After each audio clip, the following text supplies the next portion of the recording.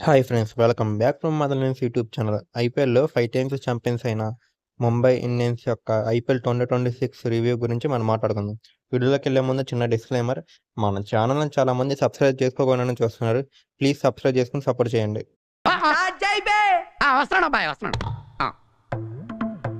Mumbai Indians most successful team అని పిలుచుకున్న ఈ team ఈ 2026 ఐపీఎల్‌లో పాయింట్ టేబుల్‌లో 9th ప్లేస్‌లో ఫినిష్ అయ్యారు.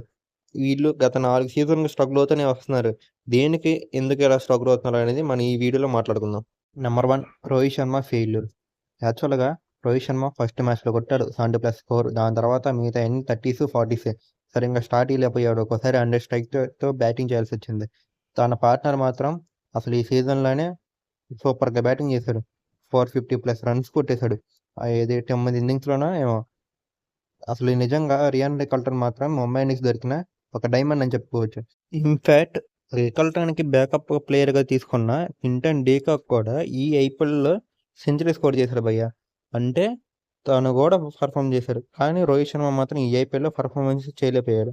Number 2, Suryakumar Yadav failure. ఎప్పుడైనా సూర్య పర్ఫార్మ్ చేస్తేనే ముంబై ఇండియన్స్ ప్లే ఆఫ్స్‌కి గానీ, లేకపోతే ఫైనల్స్ గానీ వెళ్తాం జరిగిద్ది.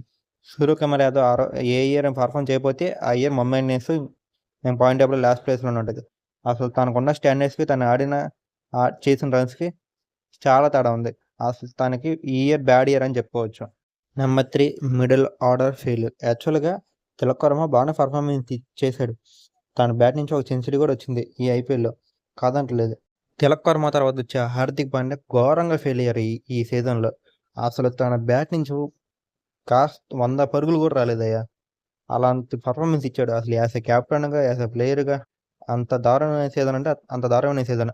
జీటీకి కప్ అందించిన హార్దిక్ పాండ్యా ముంబై ఇండియన్స్‌కి మాత్రం అసలు ప్లే ఆఫ్స్ కూడా తీసుకెళ్ళలేకపోతున్నారు.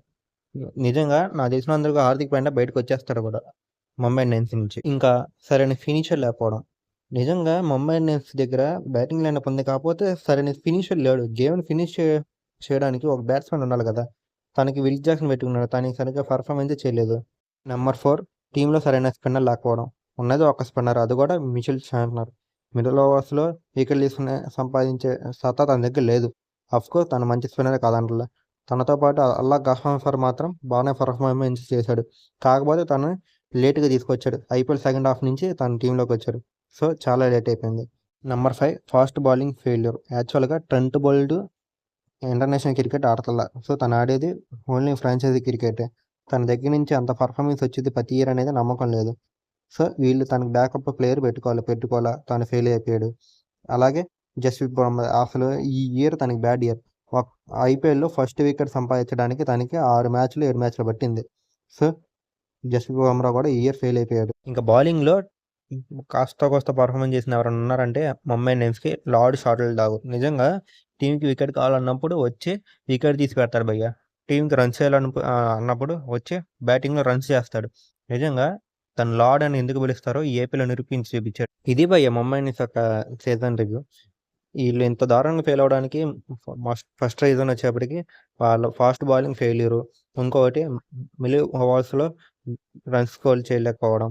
Plus captaincy pressure. నిజంగా హార్దిక్ పాండ్యా వచ్చిన కాడి నుంచి ముంబై ఇండియన్స్ ఏం పర్ఫార్మెన్స్ చేయట్లేదు సరింగా. లాస్ట్ సీజన్‌లో అనుకుంటా వాళ్ళు ప్లే ఆఫ్స్ దాకా వచ్చారు అంతే. దాని తర్వాత ఏం పర్ఫార్మెన్స్ ఇయ్యలేదు. సో, ఈ మిస్టేక్స్ మాత్రం సరిదిద్దుకొని వస్తే నెక్స్ట్ ఇయర్ అయినా కప్ కొట్టే అవకాశం ఉంటది. Thank you for watching. Have a nice day.